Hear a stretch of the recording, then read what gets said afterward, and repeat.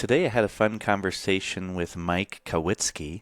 I found him about a few months ago on Dennis McKenna's podcast, which is called The Rainforest Cafe. And for those of you that don't know Dennis McKenna, he is the brother of Terence McKenna, someone who I've listened to for many years, probably since about 2008 or 9. I think I've heard everything that's been recorded by Terence, and I always loved his poetry and his ability to string words together and describe the psychedelic experience and just describe the nature of reality at large. He's pretty fun to listen to.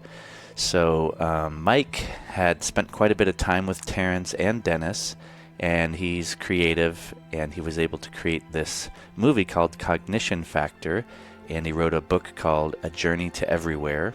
He's an old cyberpunk, and he's on the internet back in the 90s doing things that most people had no idea how to get online and do. He got in contact with Terence and sent him some of his work, and then Terence went out and visited him out in South Africa. And I just love hearing stories from some of these guys that were doing interesting things back in the day. And I wanted to hear his experience spending time with Terence and Dennis, and then also just get to know him a little bit. So I hope you enjoy this conversation. Don't forget to rate the show on iTunes, Spotify, and YouTube. And I'm also on Rumble now because it seems like they don't censor. So you can also find the show on Rumble. And go ahead and check some of Mike's work out. He has a lot of really cool organic recordings of Terence McKenna back in the day. So enjoy the episode. Nobody knows what's going on. Nobody knows. Nobody has the faintest idea. The best guesses are lies. You may be sure of it. Mike, thank you for joining me from halfway across the world in South Africa. It's my pleasure being in South Africa and connecting with you, brother. Nice to see Terence McKenna on the show. Yeah, I thought it would be well suited for our conversation because you became pretty close with him, and I think that's the reason I found you was through his brother Dennis on the Rainforest Cafe. He had you on his show a few months back, and that was the first time I discovered you. And I think I had already seen some of your videos on YouTube, but I didn't know who you were. So I really do look forward to having this little chat with you. Well, first of all, I'm nobody. Second of all, I became friendly with Terence through the World Wide Web, or call it the global mind. It was a completely spontaneous combustion. I sent him a chapter of a book I'd been writing in the early 90s about the San, or Bushman, trance dancing with aliens. Nice. And he received that and wrote you back, or how did you guys connect after that? And then I was the southernmost point of weirdness in the world, and Terence was somewhere in the Pacific. So our conversations roamed from midnight to noon, because it's the other side of the world. In fact, it's a bit difficult to get your head around time when dealing with Terence, generally speaking. And it just occurs to me that considering we couldn't have got further away from each other geographically if we tried, because Hawaii or Big Island, I think you could have got one more step midway, and that would have been further. But we were still in a 12-hour difference. So when I was in Hawaii during the All Chemicals conference, and I was talking to my wife in South Africa, I had no idea if it was the day before or the day after, or what day I was on. So I was, as Terence put it, neatly confused.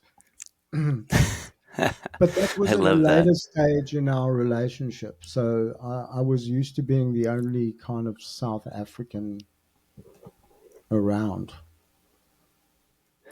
Very interesting. And did you already know a bunch of Terence's work before you wrote him that memo or sent him that work before you guys met? Were you following him for many years, or? No, this was the weird thing. The weird thing was that my wife left for Australia, and I was feeling very miserable I knew she was going to be gone for a month to see her parents. There's nothing I could do about it. And I went down to the music shop and I bought a whole lot of CDs. It was CDs in those days. This is the 90s, right? And one of the CDs I bought was The Shaman. And Terence did that thing on The Shaman about flowing over the rivers of time and whatever else it is. And I was loaded in the middle of the night listening to the CD and thinking, yeah, this is really good. And then I look on the back and I see, rap by Terence McKenna. So I was on the well. I was on the well at the time. Um, was before point and shoot, no brainer. Your dog could access the internet with his paw. It was like command line stuff. So I went into the well and I searched around. I'm not quite sure how it happened, but I got Terence's email and I sent him this thing. I said, "Hi, I'm from the other end of the world. You seem to be pretty weird. How do you fancy this?" And he wrote back and said, "Oh, okay, you can be my man in South Africa. So when he came out here to Rustlers Valley and did a week or 8 days up in our in the mountains, in the Maluti Mountains, it's well documented in my stuff. And I was his kind of main connection.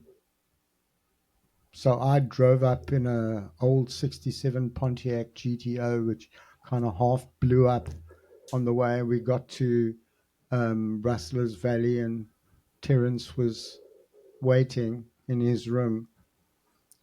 And then we sat down on the bed and consumed copious amounts of greenery. And everything was like normal. In fact, my trip with Terence was very ethereally complex, but very simple because there didn't seem to be a lot of divergence in our ideas. Maybe marriage and women were one of them. Amazing. So But you guys spent a week and a half together that first time he came out to South Africa? yeah, we were in the room next door basically. So I was the only person he really knew here, and he well, we'd get up in the morning, smoke a bomber, go down to the lecture theatre, and then he would welcome the acolytes and generally pursue whatever trend he felt like. It was a very open scenario. If you can, very hippie, hippie like. People sitting Yeah. around on stone benches and playing tambourines and whatever else it is.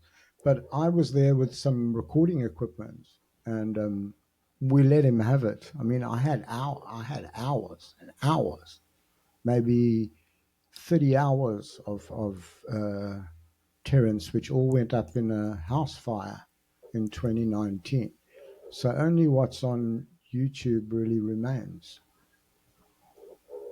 It's amazing that we lost all that information, man. I'm glad you at least captured what you could because I watched all of your 12 by 12 minute, they were 12-minute and 12-second, I believe, videos, and those were Yeah, but amazing, the omnibus. it says 12, 13 on YouTube, which I really hate because, on my editing suite, which is like pro units, 12, 12.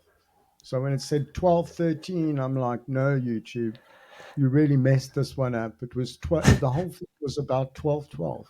It was very difficult making 12 minutes, 12 seconds, and 12 frames. And they said Right. 12 minutes, 13 because it was 12 frames into 13. But That's pretty every cool. one of those shows is 12, 12, 12 for magical reasons. And Esoteric. how did you make the Cognition Factor? When did you make that? Wow, that's another trip. So I did the Rustlers Valley thing in 96. In 99, I went to All Chemicals in Hawaii, which I got there by a miracle. I didn't even have money. My brother gave me part of the ticket. My boss said, "Here, have free traveler's miles." And like I arrived in Hawaii, and Terence's first comments when he saw me says, He said to me, "You're persistent. I'll give you that." So I arrived there with a camera, filming like crazy. The first guys that see me, they're like, "Excuse me, were you here yesterday when they said, don't film because the cops are onto us and they're going to confiscate your camera and find out who is here?" And I was like, "Oh no, I'm just from South Africa. I don't know nothing." And then there That's was the awesome. story with the porn star. I can't remember what her name was, Linda, where she invited me to film her doing this really weird stuff on the stage. This was in at the All Chemicals. She was there to tell us how psychedelics helped her porn performance. That's awesome. I bet you met some interesting characters there. So she said, "Please film me. Please." I was in the lift with her. She said, "Please film me." I said, "No." Ken told me no filming. So I'd already had horror by being said no to. So she said, "No, no, I really love being filmed." So I said, "Okay." Then my kind of my upper brain disengaged. I ran upstairs to the hotel room. I brought all my equipment, the tripod, the lights, the whole story that I had downstairs to the lecture hall where there were like hundreds of people or 150 people there. And I set up on stage and she came up on stage and I started filming. And then Ken came up to me and he said, "I thought I told you there was no filming." And I said, "But she begged me," in front of this whole auditorium. Anyway, so I was a disgrace. Sorry, That's Ken. funny. Did they stop you from filming Terence and all the rest of that event? Well, if you look at because there's a cognition factor two, not really a cognition factor two. I did the Terence McKenna omnibus, and then afterwards I did a series of like interviews and rambles, and I put some of the footage that went uh, up in the fire is just on there, and not cured in its original form, but streamed, unfortunately. So for Terence's final lecture, I said, "Stuff it," and I bundled my camera under my arm and went in and sat in the back and like filmed through people. And I actually got it's all there. And I could have done a better job if I was on stage, like at the LSD symposium in 2006, where I kind of went crazy. Everybody was screaming, "Albert Hoffman, yay, happy birthday." I just jumped onto the stage. I was like 2 feet from Albert, like, eh. So that's called run and gun, which is what I did a lot of for Cognition Factor. That's It's like, amazing. well, Basel in 2006 was a lot of fun with run and gun because I had a whole crew. I had my son, I had a producer, I had an extra camera person. So I was like kind of almost, I was used to filming myself, but I ended up doing more organizing. And I don't know if you know David J. Brown. I don't. Well, he's a character who's interviewed a lot of people and he's written books on the interviews. And I read his book. There's another spontaneous move. I read his book and I thought, oh, he'd be a good guy to have at the LSD symposium. This was Albert Hoffman's 100th birthday party. Stop me if I rant. I love it. Keep going. Okay, so we're at so I flew him out in those days, uh, and he came and he introduced me to um, a lot of people like Alex Gray, Sasha, and Alex Shogun, um, and others, who are all in Cognition Factor. So I interviewed like 6 or 7 people at the LSD symposium. We asked them all the same 5 questions. Do you think humanity is evolving or do you think it's going extinct? Uh, that was question one. Question two was, what is consciousness? Question 3 was will spirit and science ever join to create a greater spiritual consciousness and scientific endeavor? 4 is what is God, which was getting heavy, and 5 is what happens when you die. So these are the big 5 questions that humanity has been asking since it's been asking, maybe. I love it. I'd So love to hear yeah. some of those answers too. Well, the problem is that I applied to put it on Amazon on demand, but they didn't want the content. So I mean, I had all the science right. I even did subtitles for it. But it'll find a way to go out there. Right now, you can't do pay to play on YouTube from my location in South Africa. So it's sitting as it was on DVD on demand, but unfortunately, no one does DVDs. And at the time, Blu-ray replication was prohibitively expensive. So although it had a theatrical release, I mean, it was released in 7 or 8 cinemas globally on June the 24th, 2009. But it's a sleeper in the meantime. Interesting. What were you filming before you got into this stuff with McKenna and the psychedelic stuff? What were you filming way before that? Well, it all started when I stopped work one day and I said, the hell with this, I'm going to write a book.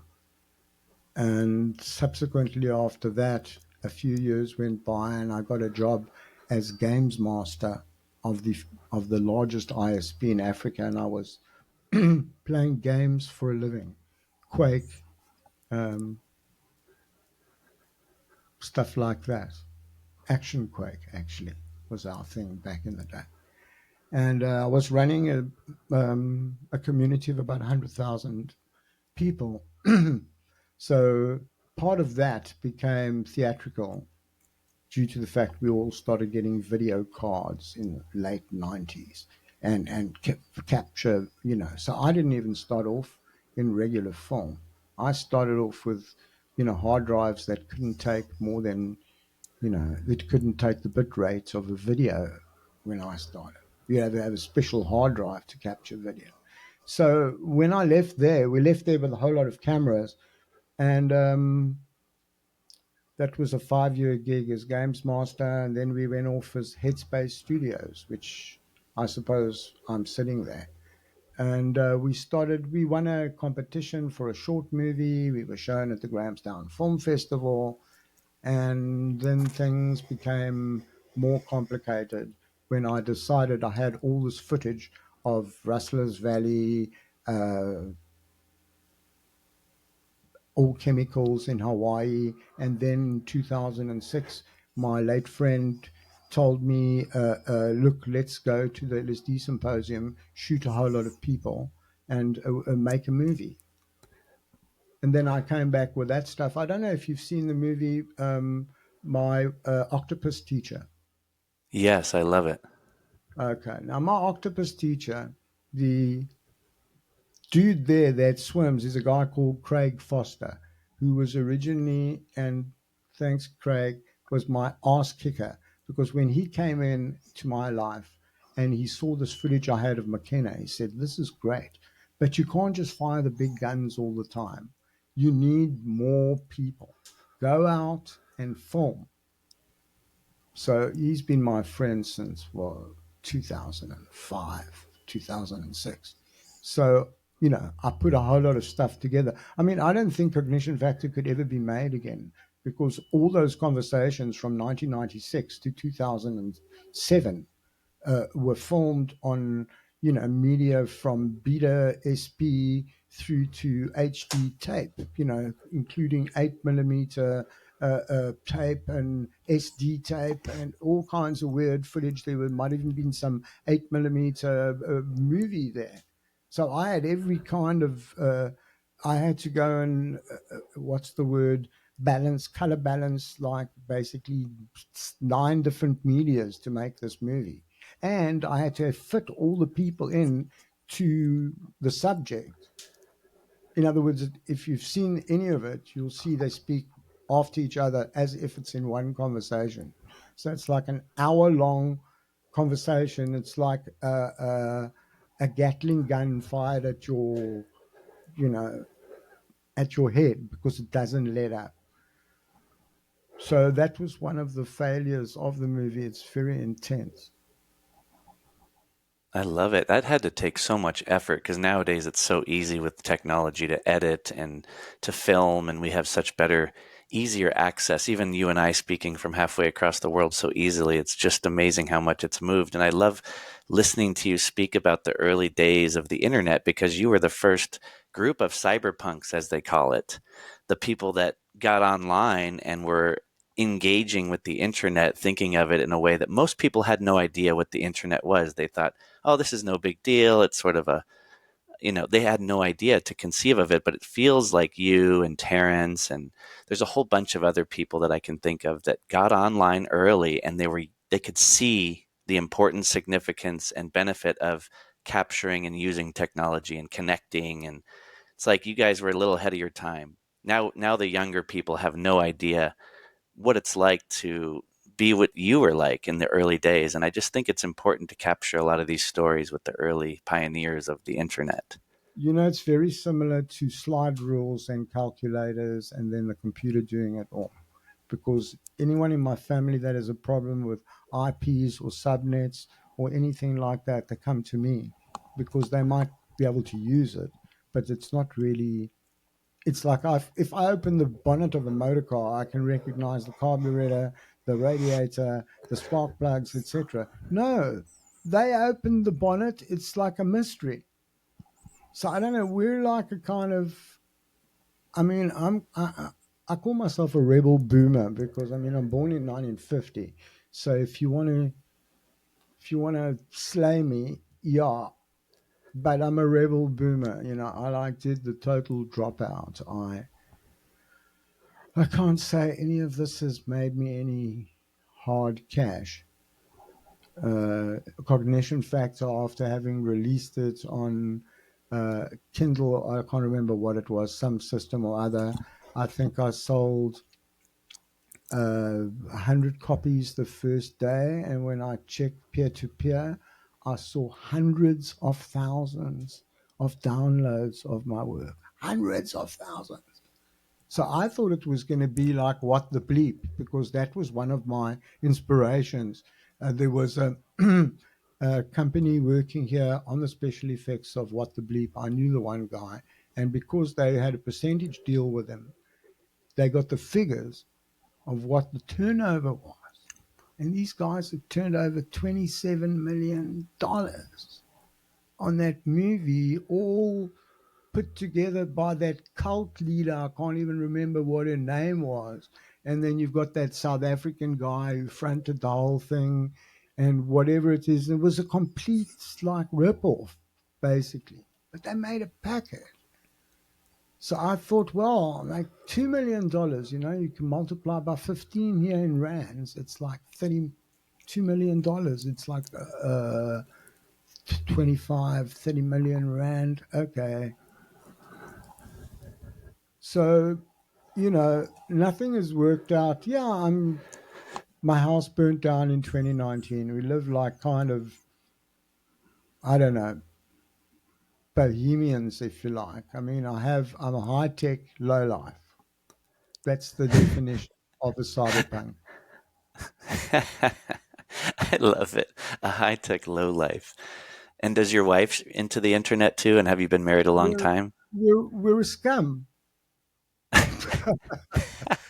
Well, like as Terence said, you know, unstoned, totally straight.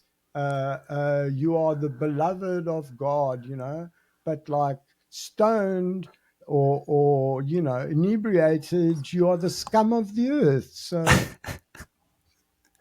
That's so I'm funny. close. When did you meet Dennis McKenna? When I decided to make this movie in probably I met Craig in 2003. And basically, Craig said, if you want to make a movie, you need more people. I said, who have you got? So I said, I could write to Dennis. So I've got a friend who I can't mention who he is, but he's basically was my, backup. He has a hotels in Spain, and he said, come, I've got a villa, come to Spain. You can have the villa, you can have the Ferrari, you can have the boat, whatever you like. So I got hold of Dennis and I said, look, Dennis, I've got a villa in Spain. Come to Spain, I got a villa, man. You know what I mean? So Dennis was, well, I've never been to Europe before. Okay, I'll come to Spain.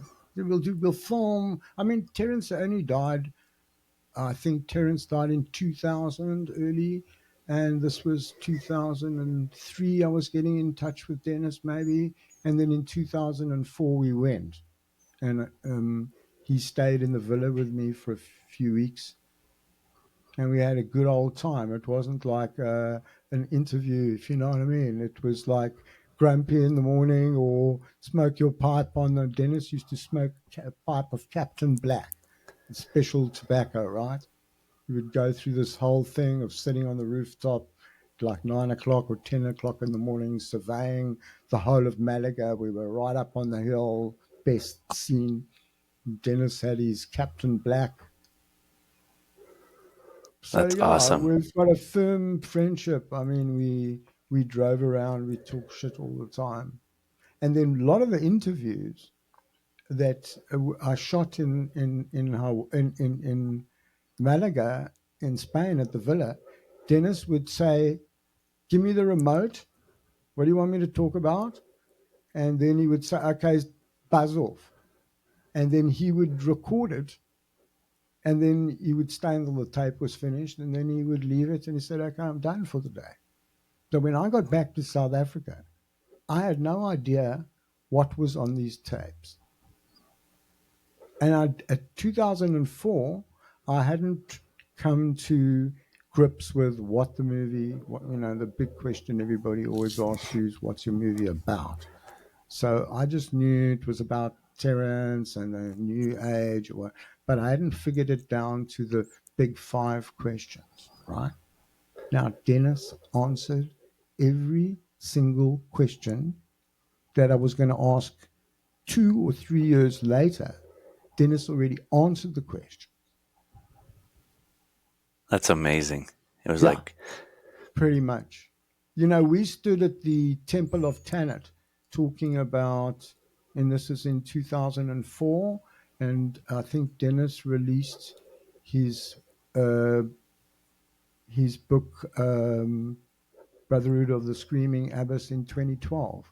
In 2004, we were standing at the Temple of Tanit thinking of a name for the movie, and then I was asking him, well, why aren't you going to write a book about what happens, your side of the story with Terence McKenna? And he said that would take a year and X $100,000. I haven't got the time for it right now. But then as it progressed, he wrote the book. So I feel that's a, somewhat connected with the book, considering he also wrote a chapter about Terence not doing mushrooms again. Sorry about this, Dennis, but I had to write to him and ask him to rethink that chapter. But unfortunately, it went out on what's that guy's name? The psychedelic thing. There was a web chat, and then they removed it where they spoke about that, and now it's turned into legend. Oh, Terence never did mushrooms after 1988. Sorry, folks, that's not true. and why did Dennis say that, or where did that myth come from? Because How did that get? Dennis and Terence, you must understand, and I'm not breaking any confidences here, but Dennis and Terence weren't all that close over that period because of the fact that Dennis had gone to Terence's lectures, and on one occasion he commented, "Hey, Terence, I think this is you're a bit off here, and you should like da da da da." And Terence told him, "Look, if you don't like it, then don't come to the lecture," kind of thing. And then he said, "Okay, that's it." So I mean, I'm sure they both regretted that, but there was no nastiness between him. But it's just that Dennis is a PhD, and Terence left that far behind. Yeah. Yeah, they So that's definitely. why he didn't know. I mean, how was he supposed to know what happened here in South Africa in 1996? I had no idea of any of this. All that happened here is that we had a morning off, and I said to Terence, "Listen, let's go do some mushrooms up in the mountains, the two of us." He said, "That's a brilliant idea." So I said, "But how are we going to get rid of the others?" He says, "Leave it to me." So they all piled into this old 1975 Mercedes 250S, about 7 or 8 of them, and they were trying to tell Terence, "You come as well." I was like hanging back. He said, "You hang back, I'll handle it." And he said, "No, no, I think," when they were already in the car, and he says, "No, no, I think I'll stay back and chill out for the day here. So they all went into town, and the two of us got left behind at Russell's Valley. Then we went up to my room and brewed, I don't know, could have been a gram and a half, 2 grams of dried each. And we went for a stroll right up into the mountains, and it was all very cool, but we never had any. It was like a mind on mind thing. What he saw, I saw. What I saw, he saw. So we were all very into like our thing there. We weren't like, I wasn't trying to validate myself. He didn't have to validate himself. We just were it was quite a beautiful day. It's a bit difficult to explain. Why didn't you have any hectic discussions with Terence in the 3 to 4 hours you were wandering around the mountain with him? I do remember sitting on a log and trying to roll a blunt, and saying to myself, "You can do this," but like still fumbling. And I was thinking, look, hey, you're rolling a blunt for Terence here, you better get this right. But that was about the most stress I had. That's great. Yeah, and I feel like you guys probably didn't have a lot to say because a lot of times in those states, you're telepathic, especially if you're That's synced up and exactly, just, but that's exactly how it felt. It felt like there was a conversation going on all the time, but words were not enough. But it's difficult to say that. Maybe here it's an easier scenario to admit to telepathia with Terence. But so years later, when I was reading about, hey, Terence never did mushrooms since then, and I'm like, oh, he's stressing out. I don't remember any stress. I remember whispering in his ear, "Listen, Terence, we've got to get some like free times out." And he was like, "Oh, that's a good idea." It wasn't like, "Oh, I'm going to think about it. It's been a long time since." Nothing. So I, as a sensitive, didn't pick up any stress from him whatsoever. So then when he was telling me about how stressed he was about it, surely even if that was the first time he'd done it since 1998, let's say, uh, uh, 8 years, surely he should have been more worried about it. yeah, Mushrooms with Schwan in the mountains, what's going to happen? Am I going to see vipers coming out of the ground? No, bullshit. So that's why I kind of refute that. Yeah, everybody has a bad trip, and I don't, as an older man now, I sometimes wonder, after seeing Albert Hoffman on stage at 100 years old and delivering a completely perfect speech without or thinking like even I'm doing more now than he was at 100 years old. And I have to wonder, you know, did he have some of the blue sandars before the show? Can you Yeah. do acid at 100 years old? I don't know. I'm not 100 years old yet. But there were Yeah. rumors of him taking small amounts and going for walks in the forest and stuff like that up until quite before he left. So it wouldn't surprise me that if he was a bit loaded on his 100th birthday. In fact, I fully suspect Albert Hoffman was loaded on his 100th birthday. Now, that's a much better meme to take forward than TMK never did shrooms since 88, you know. Yeah, I like hearing these alternative perspectives. I think it's important too, because a lot of people that really care about history and about this particular subject, and a lot of the people that lived in those times, they get curious about like what really happened, or what was it really like to be around that guy, because here I didn't discover Terrence's rants until I was 29, I think. I'm 43 now, so I'm guessing back in like 2009.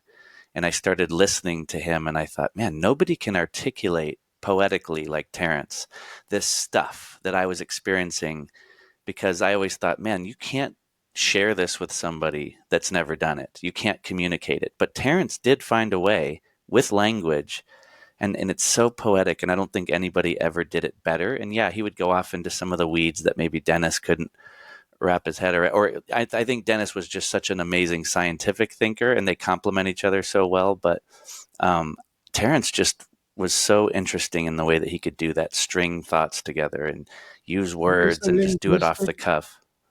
he was a linguistic poet. I mean, the way he pronounced things, you know, just the way he dragged the words out Oh was man. amusing, you know. He really had the gift of the Irish gab, you know. I don't really know anybody. I know a few people who've tried. I mean, there's Rak Razam, who's quite amusing from a point of view. He's also unravels linguistically, but I, I wouldn't. There's nothing comparable to Terence, to a rant from Terence, and it was great being there and seeing him doing it over and over and over, and then saying at the end, "Somebody save me from this rant." So I picked up a couple of nice, you know, take a sip of water. And so, okay, question me and save me from this rant. Yeah, okay, I'll say the same. That's Question me amazing. and save me from this rant. Here's to Terence McKenna. It's so cool you get to spend time with him. That would have been really fun. I can imagine that just listening to him in real time, especially when it's not being recorded, would have been some of the best rants. And I loved how he sort of embodied this character and his twang. It's almost like he really doubled down on letting that way that he would speak become the thing itself, like the medium is the message type of thing, where it's He like the was, way that he he was spoke the was, medium and the message at the same time. Very McLuhan. yeah, He spoke about McLuhan, yeah, but he was the embodiment of non-stop rave, you know, anywhere Terence was. I mean, I have very fond memories of sitting on a rock with a whole lot of people with him. It's in somewhere in the Terence McKenna Omnibus series. But that was a really nice, long, calm moment. And it's, yeah. you know, it's rare to be able to get that. There were no cell phones in 1996. I mean, you know, I'm hit by all, you know, I'm basically on every feed, Facebook, Instagram, X, Twitter, whatever you like. And I'm being bombarded by like a lot of psytrance, techno tribe, uh, dance scenes where you've got the DJ chick in like really tight stuff or whatever it is, and she's like going mad to this like 180 BPM, and she's twiddling knobs, but maybe the deck people are pointing out, hey, the deck's off or whatever else it is, and I'm just like, and then everyone's there with their cell phones up, you know, like they're all trying to record.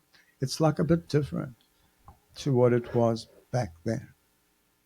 Absolutely. Yeah, and I'm So shocked at how much is captured. Like you guys did capture so much content considering how difficult it had to be to do that. It's not like you did have a cell phone in your pocket with high def film on it.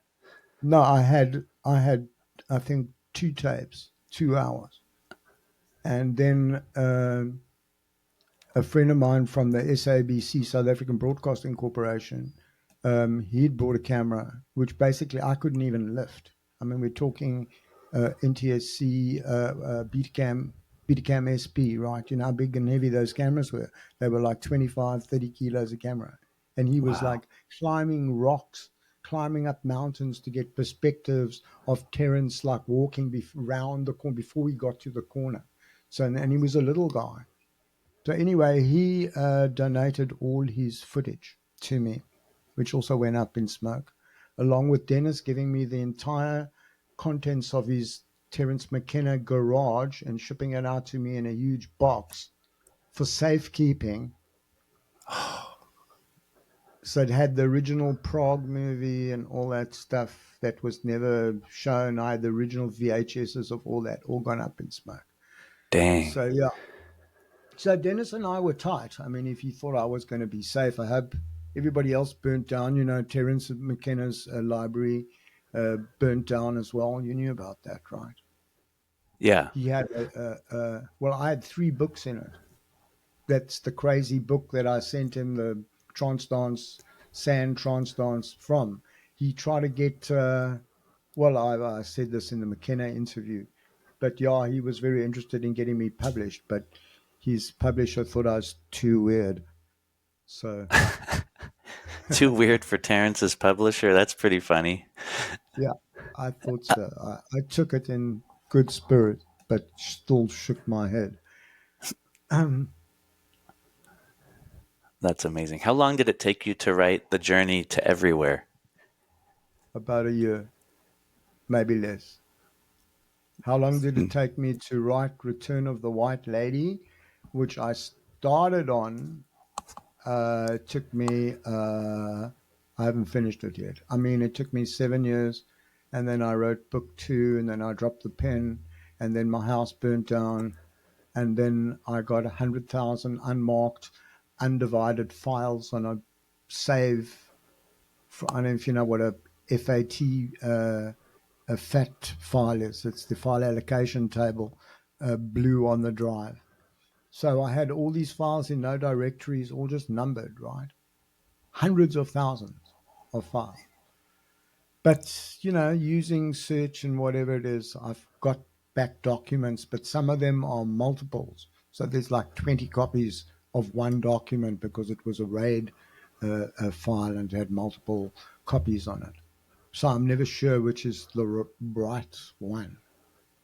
But what happened since then, which is very interesting because a lot of people want to talk about psychedelics and their effects on culture and the effects on world affairs and effects. I can only talk about its effects on me.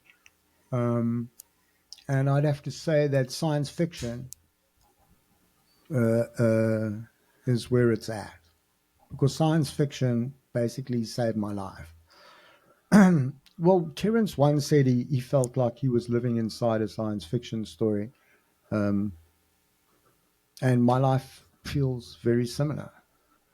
Because after having lived here for 30 years, the roof, the whole place burnt down to the ground, basically.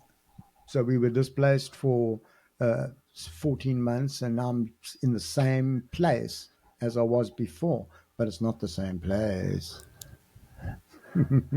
Yeah. And you are somewhat, if you think about it, I mean, we are living in a science fiction film or something like that because if you were to take just this moment of us communicating from halfway across the world and just show someone 50 Totally years ago, science or fiction. it's purely incomprehensible. It's way out. Look at the quality. I mean, I'm seeing you here in like I'm on 2560. You look like you're at least on 1080. So we're both in very high quality, high performance systems here, which is great. I couldn't get Yeah, my camera connected earlier. I think I had too many devices. I just rebooted and it was fine. yeah. It's just But cool too that we have this incredible telepathic technology that we used to think in our imagination was impossible, and then we created it externally. And I always think that when I'm doing any kind of Zoom call or digital recording like this, it's so incredible. If you were to show someone 100 years ago what we're doing, they'd probably burn you at the stake. please, like Dick Tracy with his watch, like talking to people. You can do that right now. I mean, I've always kind of envisaged my studios being a space station because, since the 90s, when I was talking to Terence, we used to talk with a program called I Visit, I think, and See You, See Me. And, these are programs, I mean, it's now incorporated into your browser, your whatever. But in those days, it was like quite a specialized thing.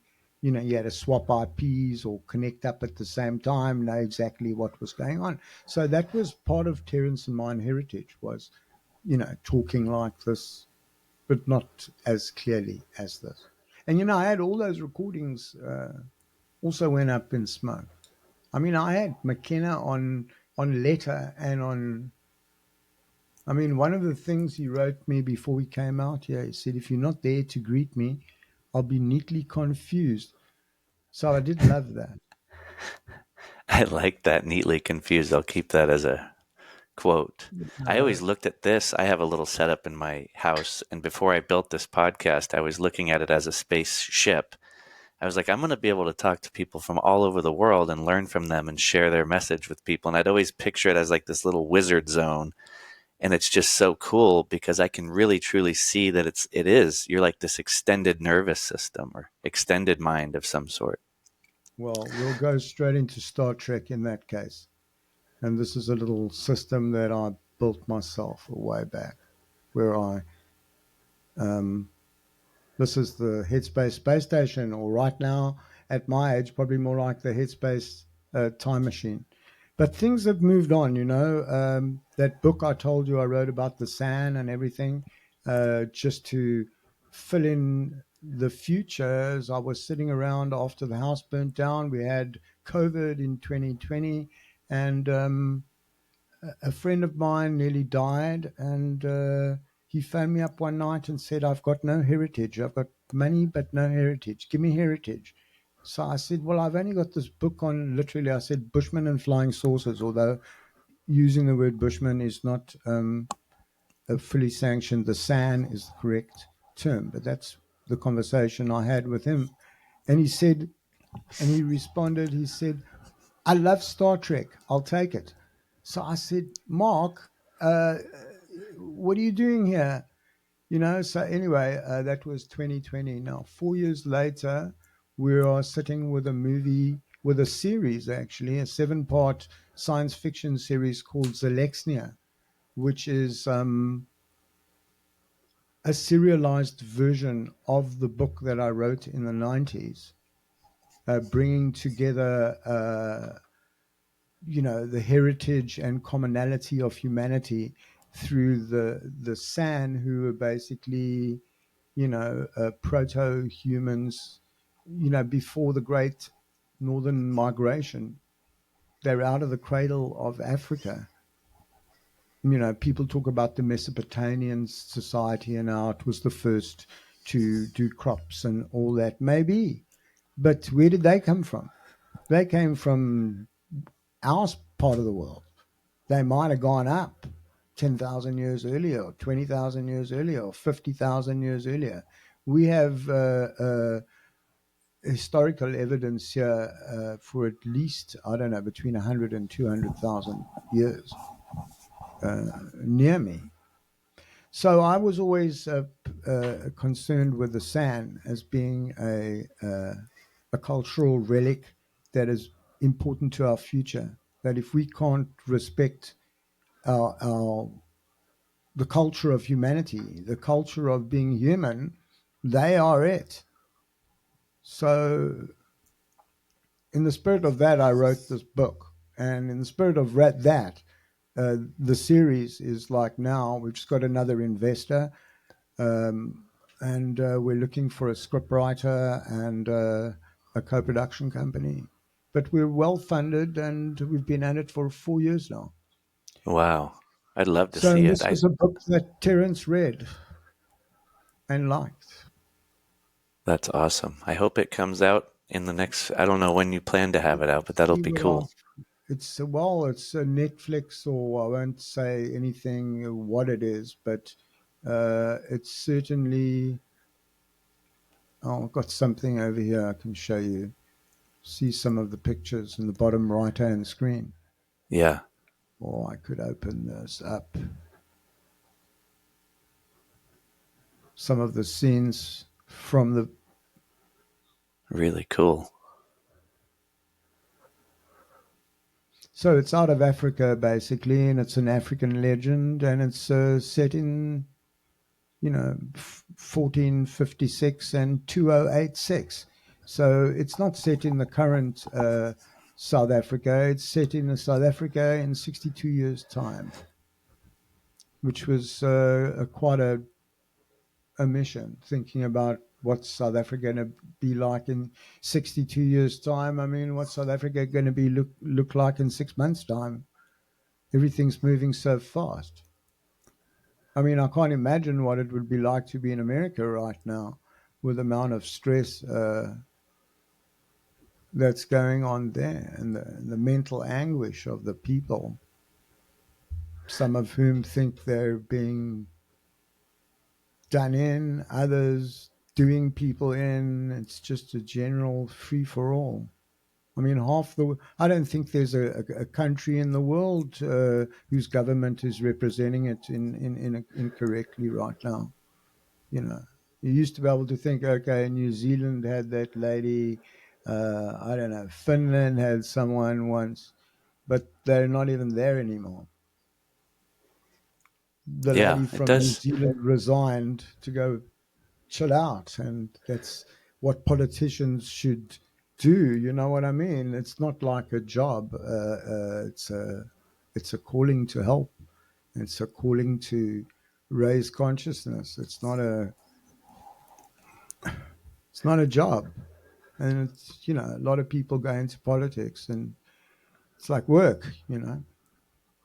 No, people like Jan Smuts would add other stuff. The guy that put together the League of Nations was a South African. They were all doing other things.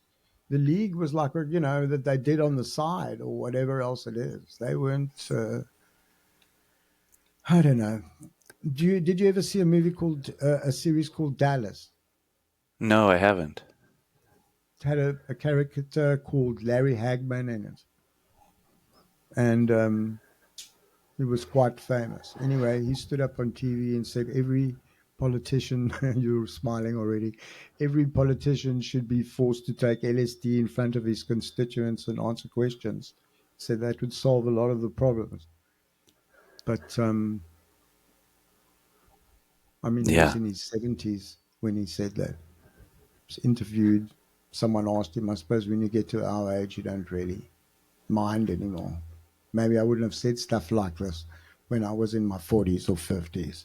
But so, yeah, right now we're hoping for a spiritual return, but it looks like we're going to have to hit the bottom first again. Yeah, I don't see a way out of it. It does look like a disruption, destabilization phase that we're going through as a species. We've gotten a little far off track from what that film is going to be about that you're creating, because going back through time in history, you can tell where the real human condition was before we get off track. And it's like, yeah, we are way lost, aren't we?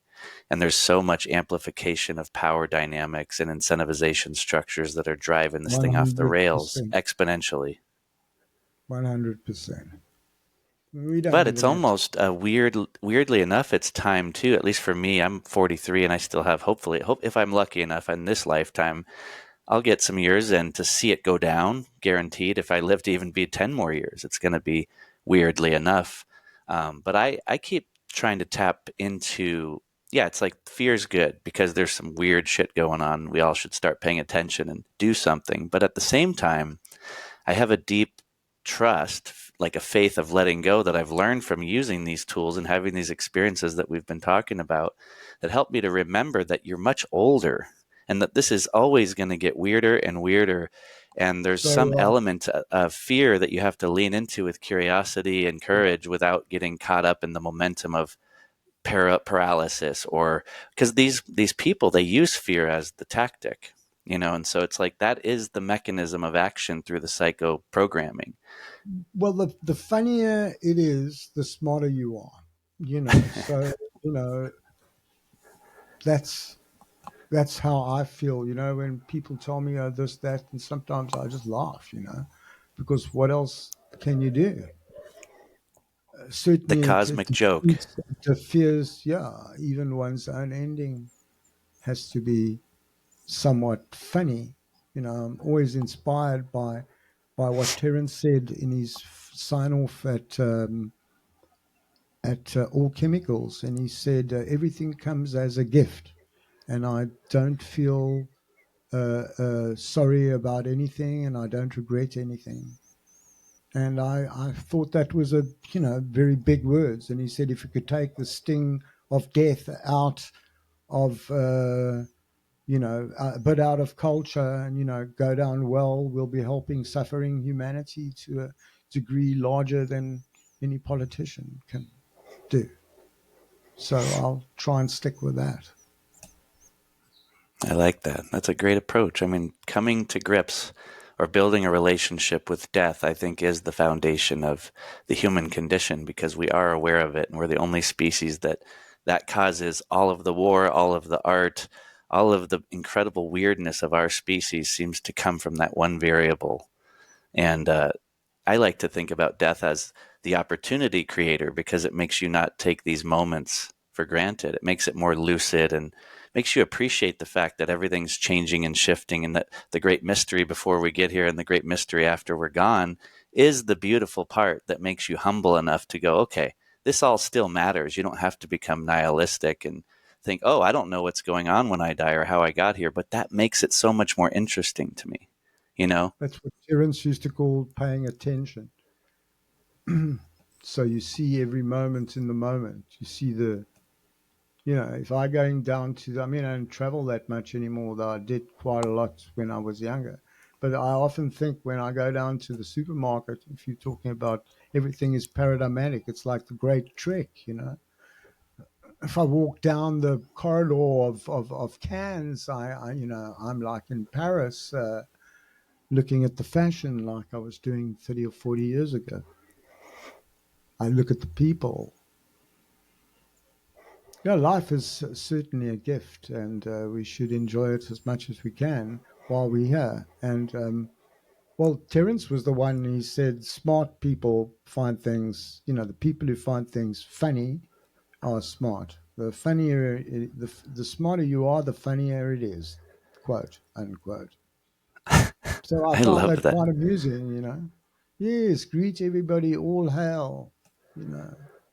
I'll tell you one thing. This house burning down thing was quite a big deal because I've been staying here for a long time. I had stuff from when I was a kid that I brought from various houses, etc. But the people and the fact that every single thing mattered when you didn't have anything. Literally, I had a pair of underpants and a t-shirt. And I appreciated my toothbrush, my, a pair of new slippers, junk slippers that I got, or, a handout dressing gown that someone gave me in the streets, are my most precious item. So it just became a completely different ball game. Is that, the builders, even the guys who were with picks and shovels, they were like my best friends. So I really got on very well with the building process. Try and stayed as humble as I could, and it was very rewarding. It's like I the can phoenix imagine your house arising burning from the down. ash. Yeah, the house I can burning down send has you a to be such picture. a paradigm shifter for you. We stood Because outside and watched it like a candle. Literally, three fire engines couldn't.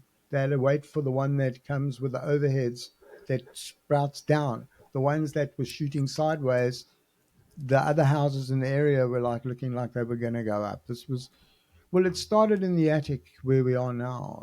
I had a lot of wires and that, and forensics feels that a rat's bit through the wires and caused a fire because everything was 100%.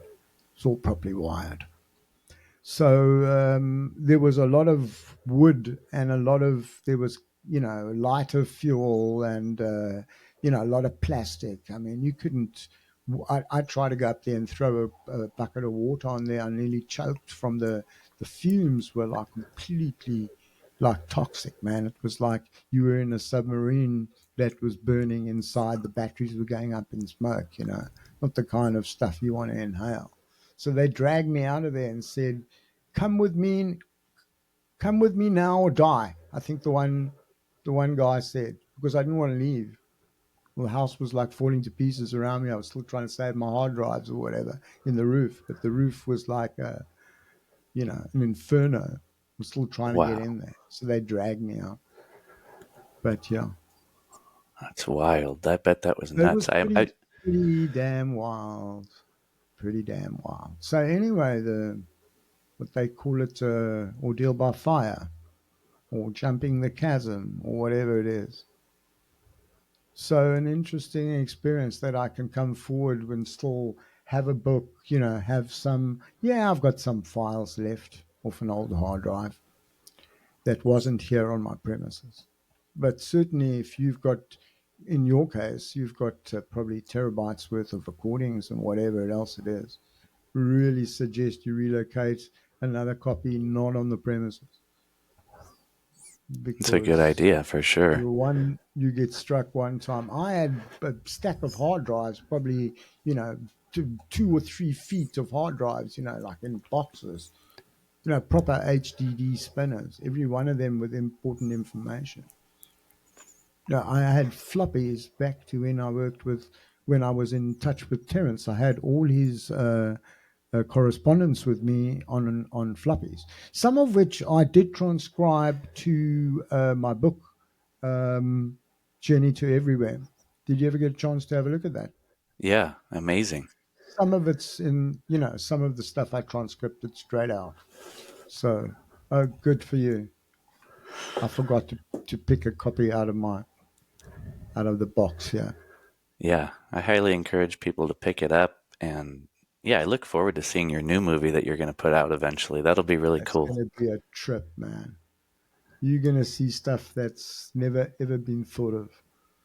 But hey, that's another story. And yeah, maybe we should save it for that when I get out there. We can have Yeah, that another would be chat. awesome. You can ask me the most dreaded question: what's your movie about? That's awesome. Well, I have a question I always ask everyone, and I bet yours will be interesting. It's, if you were going to die today when this conversation ends, what would you want to say to the world? What would I want to say to the world? Honor the code, keep the faith, stay the course, keep trucking. I love Optimists that. creed, optimists supreme. Stay with it. That's amazing. Dude, I've really enjoyed getting to know you a little bit through a screen from across the world. You're a really neat guy. We've chatted on the phone a couple times, and maybe someday I'll take a trip out there to South Africa and I Oh, could you meet you in love it. person. You love it. I really wanted to bring some media to this chat and throw Cape Point on a video for you or something. But yeah, Yeah. maybe if you'd like me to throw some pictures up before you put this podcast up, I can Yeah. still do Yeah. it. You should do that if they're easy to get on there. No, I've got it in stock. All I got to do is stick it in an email, boof, and you can add it to the splash if you like. Yeah. Cool. And I can always send people to your website links that you sent me, and they can find your work there. And then it links them to a YouTube channel of yours, and I'll make sure everybody can have access to that. Oh, great. Okay, thanks a million, and sorry about last week, but it was worth the wait, I hope. Absolutely. We did it in a nice, spontaneous manner, not at 10 o'clock, which was actually worked out much better for both of us. So you go and have a Awesome. nice day now and go well, brother. Yeah. Thanks again. You have a beautiful day too. Thank you for listening to the episode. Be sure to subscribe to the show on Spotify, YouTube, and iTunes, and rate the show. I hope you enjoyed the episode. What we call reality is in fact nothing more than a culturally sanctioned and linguistically reinforced hallucination.